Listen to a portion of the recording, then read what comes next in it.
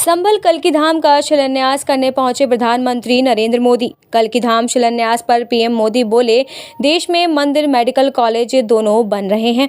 अच्छे काम लोग मेरे लिए छोड़ गए।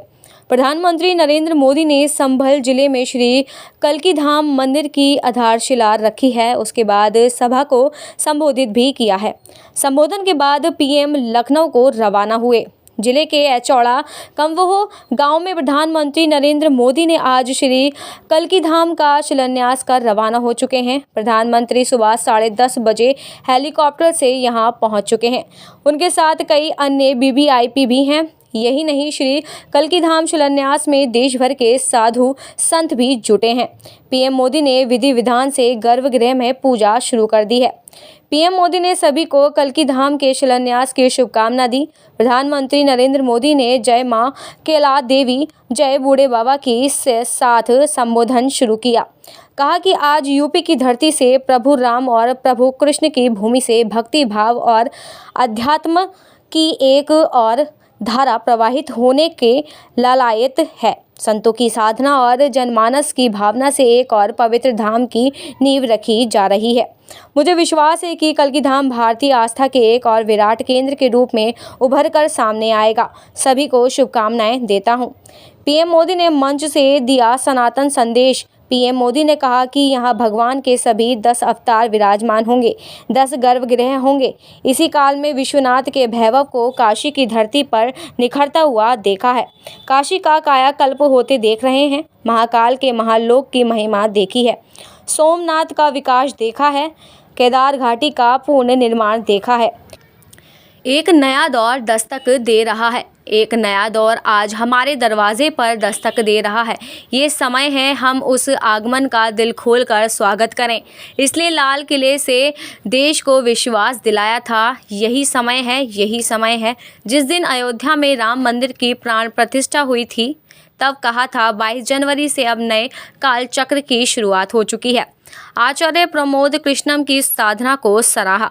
पीएम मोदी ने कहा कि भगवान कल्की के विषय पर आचार्य प्रमोद कृष्णम ने गहरा अध्ययन किया है। भगवान राम की तरह की कल्की का अवतार हजारों वर्ष की रूपरेखा तय करेगा। आचार्य प्रमोद कृष्णम जैसे लोग अपना जीवन लगा रहे हैं। हजारों वर्ष बाद की घटनाओं के लिए भी सोचा है। ये कितना अद्भुत है। और ये भी कितना अद्भुत है कि आज प्रमोद कृष्ण जैसे लोग पूरे विश्वास के साथ उन मान्यताओं को आगे बढ़ा रहे हैं, अपना जीवन खपा रहे हैं। वो भगवान कल्की के लिए मंदिर बना रहे हैं, उनकी आराधना कर रहे हैं। हजारों वर्ष बाद की आस्था और अभी से उसकी तैयारी, यानी हम लोग भविष्य को लेकर कितने तैयार रहने वाले लोग हैं। इसके लिए तो प्रमोद कृष्ण जी वाकई सराहना के पात्र हैं। मैं तो प्रमोद कृष्ण जी को 5 सदी के इंतजार को समाप्त करने के उपरांत प्रभु श्री रामलला के भव्य मंदिर को बनाने और रामलला को विराजमान करवाने के उपरांत पहली बार संयुक्त अरब अमीरात के अबू धाबी में भगवान श्री नारायण के ही भव्य मंदिर के भव्य उद्घाटन कार्यक्रम के उपरांत आदरणीय प्रधानमंत्री जी का आगमन इस संभल जनपद में हुआ है।